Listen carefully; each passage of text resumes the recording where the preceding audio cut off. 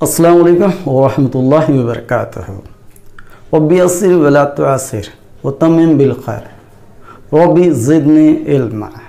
अज़ीज़ दोस्तों, मैं आसिफ बाल सिंह अब तमाम का दिली खैर मकदम करता हूँ। दोस्तों, पिछली वीडियो में हमने अलीफ़ और हमज़ा के मुतालिक मालूमात हासिल की थी, जिसमें अलीफ़ मक़सूरा, अलीफ़ ममदूदा और हमज़ा शामिल था। आज हम वाव के मुतालिक मालूमात हासिल करेंगे, जिसमें वाव मारूफ, वाव मजहूल, वाव लीन और वाव मादुला शामिल हैं।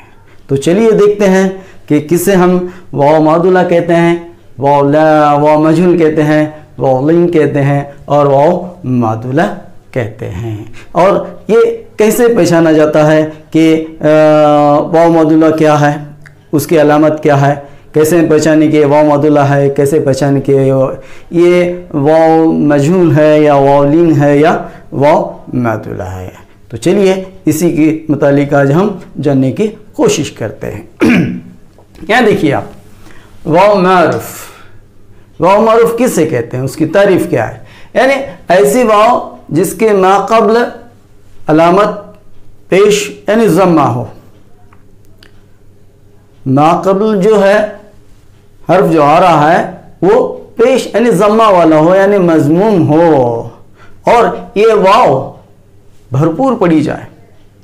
ये वाव जो है भरपूर पढ़ी जाती है, यानी खुलकर पढ़ी जाती है। ये वाव का इज़हार पूरी तरह यहाँ पर होता है और उससे कब्ल जो है यहाँ पर अलामत ज़म्मा लाई जाती है, यानी वो उससे माक़ब्ल हर्फ क्या है, वो मज़मूम होता है। जैसे यहाँ पर देखिए, नूर, हूर, दूर, तूर, ज़हूर, दूला, यानी नूर, हूर, दूर, तूर, ज़हूर और दूला। यहाँ पर एक तो वाव लाया गया है और वाव से कब्ल जो है अलामत ज़म्मा है, ज़म्मा की अलामत है, यानी वाव से पहले वाला जो हर्फ है वो मज़मूम है। अब यहाँ पर देखिए नूर में यहाँ पर वाव आया है और वाव से पहले जो हर्फ है वो क्या है, यहाँ पर मज़मूम है, यानी ज़म्मा से ज़म्मा वाला है, उस पर पेश है। और ये वाव को जब हम देखते हैं यहाँ पर से कैसा पढ़ा जा रहा है, नूर, यानी ये वाव जो है पूरी तरह यहाँ पर खुलकर सामने खुलकर पढ़ी जा रही है, इसको भरपूर पढ़ा जा रहा है और इससे पहले जो है अलामत ज़म्मा लाई गई है। तो ऐसी वाव को हम क्या कहेंगे, वाव मारूफ कहेंगे। जैसे यहाँ पर हूर में देखिए, वाव से पहले हे है, वो उस पर ज़म्मा आया है। दूर में वाव से पहले दाल है, दाल पर ज़म्मा है। तूर में यहाँ पर जब देख रहे हैं वाव से पहले तो है, उस पर ज़म्मा। ज़हूर में यहाँ पर देखिए, ज़हूर में यहाँ वाव से पहले उस पर जो है ज़म्मा की अलामत लाई गई है। इसी तरह दूल्हा में दाल पर ज़म्मा की अलामत लाई गई है। तो यहाँ पर वाव मारूफ उसे कहते हैं जिससे पहले जो है अलामत ज़म्मा लाई जाती है, यानी वो हर्फ जो है मज़मूम होता है और इस वाव को खुलकर यानी भरपूर पढ़ा जाता है, इसको वाव मारूफ कहते हैं। अब उसके बाद आते हैं वाव मजहूल। वाव मजहूल किसे कहते हैं, देखिए ऐसी वाव जिसके माक़ब्ल हर्फ अलामत से खाली हो। फ़र्क देखिए क्या हो रहा है मारूफ और मजहूल में, कि यहाँ पर मारूफ में माक़ब्ल अलामत ज़म्मा होती है, जबकि वाव मजहूल ऐसी वाव को कहते हैं जिसके माक़ब्ल हर्फ पर क्या है, अलामत नहीं होती है, वो अलामत से खाली होता है, उस पर किसी किस्म की अलामत नहीं लाई जाती, बल्कि ये सिर्फ जो है वाव के साथ ही पढ़ी जाती है।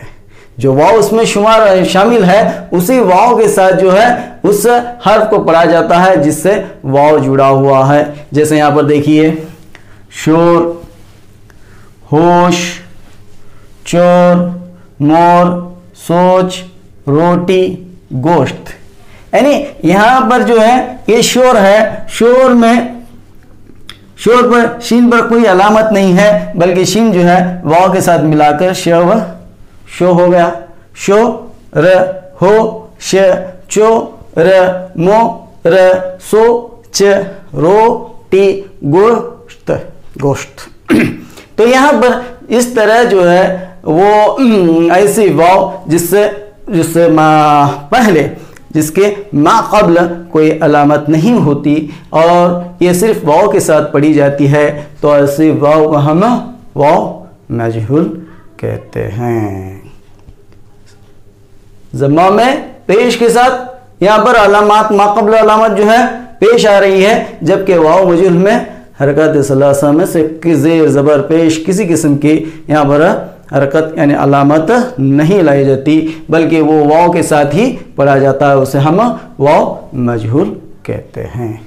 इसके बाद वाव लीन, देखिए यहाँ पर अब इसमें क्या फ़र्क आ रहा है।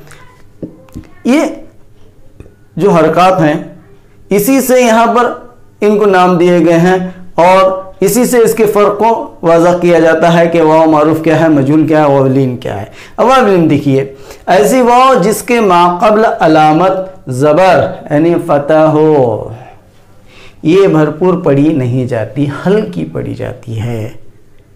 ये वाव जो है, पहली बात तो यहाँ पर यह वाव से पहले क्या होता है, अलामत ज़बर होती है, फ़तह लाया जाता है, यानी वो हर्फ जो है मफ्तू होता है और ये हल्की यानी भरपूर पढ़ी नहीं जाती। जैसे यहाँ पर देखिए दौर, दौर, तौर, कौल, मौत, औरत।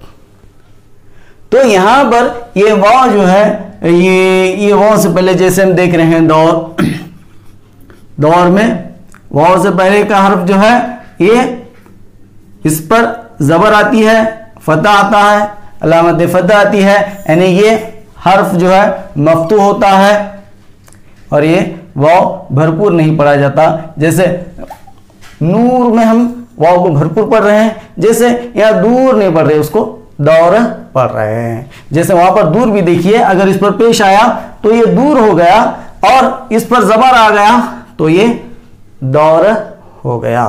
दूर दौर, दूर दौर, दूर जो दूर के लिए होता है, दौर ज़माने के लिए।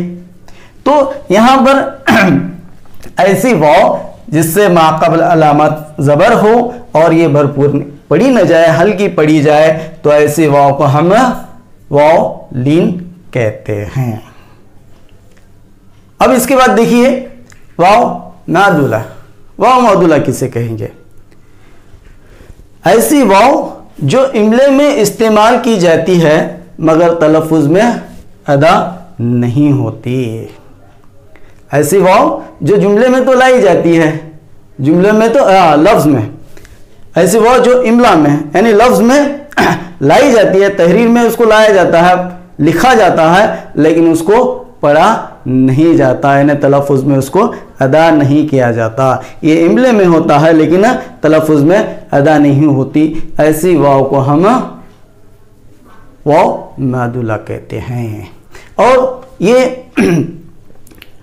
वाव बाज़ जो फ़ारसी अल्फाज हैं उसमें ये आती है, और इससे पहले जब ये वाव आती है उससे पहले क्या है, उमूमन क्या है यहाँ पर खे और एक मुसव्वते के साथ जो है इसका इस्तेमाल होता है। यानी ये जो है उमूमन खे और एक मुसव्वते के साथ, मुसव्वते तो हमें मालूम है अलीफ वाव और या, ये मुसव्वते कहलाते हैं।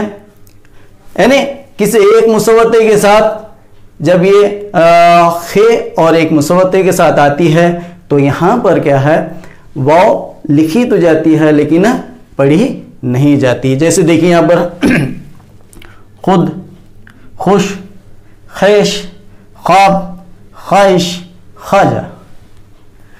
अब इस वाव में यहाँ पर खुद, या खुद में यहाँ पर वाव आई है लेकिन खुद का तलफ़ुज़ जो है यहाँ पर पेश के साथ हो रहा है।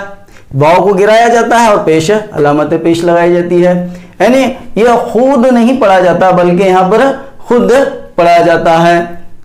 जैसे बताया गया कि इससे पहले जो है खे आती है या कोई एक मुसव्वता इसके साथ आता है, जो बिलखुसूस फारसी अल्फाज के लिए यहाँ पर इस्तेमाल होता है। तो यहाँ पर खुद यहाँ पर वाव जो है लिखा तो गया है, इमले में लाया तो गया है, लेकिन तलफ़ुज़ में उसको नहीं अदा किया जाता। ऐसी वाव को हम वाव मादुला कहते हैं। अब जैसे देखिए खुश, खुश ये तो इमला है, लेकिन इसका तलफ़ुज़ कैसे होगा? यहाँ पर पेश के साथ खुश, और ये है ख़िश। यहाँ पर देखिए अब या मुसव्वता आ गया, तो इसको हम पढ़ेंगे, कैसे पढ़ते हैं इसे? ख़िश। ख़िश के माने हैं अपना या दामाद के, या ख़िश के माने हैं। तो यहाँ पर इसको ख़वीश नहीं पढ़ेंगे या खवश नहीं पढ़ेंगे या ख्वाहिश नहीं पढ़ेंगे, बल्कि इसका तलफ़ुज़ कैसे होता है? ख़िश। यानी यहाँ पर वाव तो लाई गई है, लेकिन उसको पढ़ा नहीं जाता।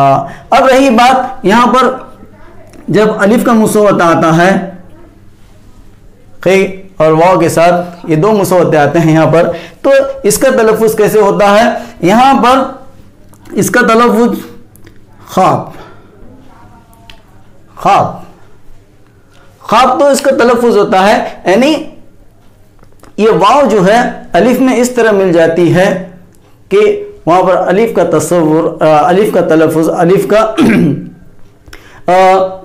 पढ़ने में जो है अलिफ को लाया जाता है, लेकिन इसके बावजूद भी जो है यहाँ पर खफीफ वाव की आवाज़ बाकी रहती है। जैसे हम पढ़ेंगे इसे ख्वाब, ख्वाब, ख्वाब एकदम सपाट नहीं, बल्कि उसमें हल्की जो खफीफ सी वाव की भी आवाज़ उसमें शामिल होती है। ख्वाब, ख्वाहिश, ख्वाजा। तो यहाँ पर ये वाव तो लाई जाती है इमले में, यानी लिखने में तो, तहरीर में तो आती है, लेकिन तलफ़ुज़ में इस वाव का इस्तेमाल नहीं होता। ऐसी वाव को हम वाव मादुला कहते हैं। तो दोस्तों वाव मारूफ जमा के साथ और भरपूर पढ़ी जाए, वाव मजहूल किसी अलामत के बगैर और सिर्फ वाव के साथ पढ़ी जाए, वाव लीन ज़बर के साथ पढ़ी जाए, और वाव मादुला तो पढ़ी ही नहीं जाती। अब इसको हम थोड़े अलग तरीके से यहाँ पर देखेंगे। सौत के तहत हम किसको देखेंगे कि ये वाव किस तरह के यहाँ पर आवाज़ पैदा कर रही है और उसको यहाँ पर किस तरह लाया जा रहा है। अब देखिए यहाँ पर मैं पहले जो है अलामत के लिए एक निशान लगा देता हूं और यहां पर वाव लिख दे रहा हूं। तो वाव मारूफ किसे कहेंगे? वाव मारूफ की तारीफ क्या है? वाव मारूफ वो वाव जिसके मा कबल क्या हो? अलामत जम्मा हो, यानी पेश हो, तो ये क्या कहलाएगी? वाव मारूफ कहलाएगी। और इसकी सौत आवाज कैसी होती है? यहां पर ऊ की आवाज यहां पर पैदा होती है। वाव की, इस वाव की आवाज कैसी पैदा हो रही है? सौत में ऊ की आवाज पैदा हो रही है। जबकि अब हम वाव मारूफ के देखेंगे, ये जो वाव है इससे पहले कोई अलामत नहीं है, ये अलामत से खाली है और इसकी आवाज कैसी पैदा हो रही है? जैसे हम देखते हैं शोर, शोर के वजन पर क्या हो रहा है? ओ हो रहा है, शो ओ की आवाज यहां पर आ रही है। जबकि वावलिन में अगर हम देखेंगे, वावलिन यहां पर ये वाव से पहले क्या आ रही है? अलामत जबर, यानी फतह आ रही है, यानी मजमूम हो रहा है। तो वाव से पहले जबर आ रही है, तो इसकी आवाज कैसी हो जाएगी? आओ, ओ आओ। ये जो आवाज पैदा कर रहे हैं, अगर ऊ की आवाज आ रही है तो वाव मारूफ होगा, ओ की आवाज आ रही है तो वाव मजहूल होगा, आओ की आवाज आ रही है तो वाव लीन होगा। जबकि वाव मादुला तो पढ़ा ही नहीं जाता। तो दोस्तों यहां पर इस चार्ट को आप देखेंगे तो आपके जहन में ये मालूम हो जाएगा कि किस वाव को यहां पर क्या कहा जाता है और इससे पहले के हर्फ पर अलामत क्या होती है, अगर अलामत हो तो उसे क्या कहेंगे, पेश की अलामत हो तो उसे क्या कहेंगे, अगर अलामत न हो, अलामत से खाली हो तो उसे क्या कहेंगे, कौन सा वाव कहेंगे। ये वाव तो है लेकिन जम्मा के साथ है तो मारूफ है, खाली है किसी अलामत के बगैर है तो मजहूल है, अगर ज़बर के साथ है तो वो क्या है, वाव लीन है। और उसकी सौत कैसी है, ऊ ओ आओ, जैसे हमने हुरूफ इल्लत में भी पढ़ा था हुरूफ मुसव्वदा के तौर पर कि 11 आवाज़ें जो हैं बुनियादी 10 तो बुनियादी उसकी आवाज़ें हैं जो हरकत सलासा और हुरूफ इल्लत अलिफ वाव या से बनने वाली आवाज़ें हैं। ये वाव जो हैं यहाँ पर इस तरह की आवाज़ पैदा करता है और इसी को जो है ये भी जो है बहुत अहमियत का हामिल है। हम पढ़ने वाले तलबा व तालिबात के लिए जो मुख्तलिफ मिसाल वक़्ती इम्तहानात में हिस्सा लेते हैं उनके लिए ऐसे सवालात ज़्यादातर आते रहते हैं। तो दोस्तों मैं उम्मीद करता हूँ कि आज वाव के मुतालिक जो कुछ भी हमने पढ़ा, जो कुछ भी बताया गया यहाँ पर आपको समझ में आया होगा। तो आखिर में आपसे इल्तिमास है कि आप हमारे चैनल को सब्सक्राइब कीजिए, ऑल बटन पर क्लिक कीजिए ताकि जैसे कोई नई वीडियो अपलोड हो तो सबसे पहले आपको इसकी नोटिफिकेशन मिल जाए। लाइक कीजिए और अपने दोस्तों में, अपने उर्दू के तमाम चाहने वालों में इसको शेयर कीजिए ताकि हर कोई इससे इस्तेफ़ादा। तो फिर अगली वीडियो में मुलाकात होगी इंशाअल्लाह। तब तक इजाज़त चाहता हूँ। अस्सलाम वालेकुम, अल्लाह हाफिज़।